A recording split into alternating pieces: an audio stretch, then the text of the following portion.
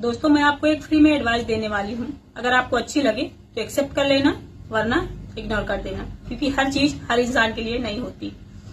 अगर आप पति पत्नी हैं और आपके बीच किसी भी चीज के लिए आर्गुमेंट हो रहे हैं, लड़ाई हो रही है, झगड़ा हो रहा है, तो पत्नी आपसे बार बार पूछ रही है कि ये ऐसा क्यों हुआ है, आपने ऐसा क्यों किया है, आखिर कारण क्या है, रीजन क्या है, बताओ।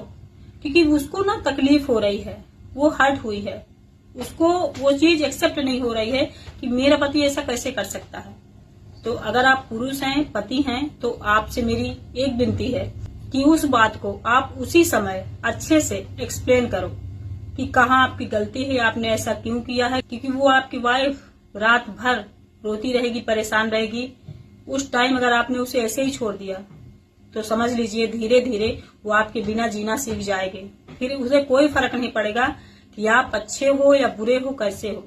तो जब भी आपकी कोई गलती सामने आए, मेरे भाई लोग जो दुनिया के पति हैं सबके, उनसे कह रही हूँ कि जब भी आपसे कोई गलती हो, आपकी बीवी को पता चल जाए, तो उससे लड़ाई झगड़ा मारपीट करने से पहले उस बात को अच्छे से एक्सप्लेन करो, बताओ उसे। अगर गलत हो तो बताओ हाँ मैंने यहाँ गलती करी है, अगर सही हो तो बताओ यहाँ मैं सही हूँ, आपको गलत फहमी हो रही। मतलब उस मामले को सॉर्ट आउट करने के बाद ही आप सो।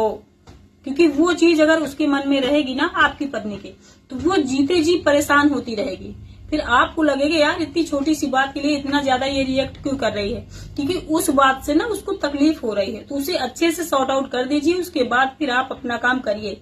इससे आपको एक चीज का बेनिफिट होगा कि आप पर ना वो पत्नी आपकी विश्वास करेगी। अगर आप उस बात को दबा देंगे, अगली बार फिर करेंगे, तो वो पत्नी ना आप पर कभी भरोसा नहीं करेगी।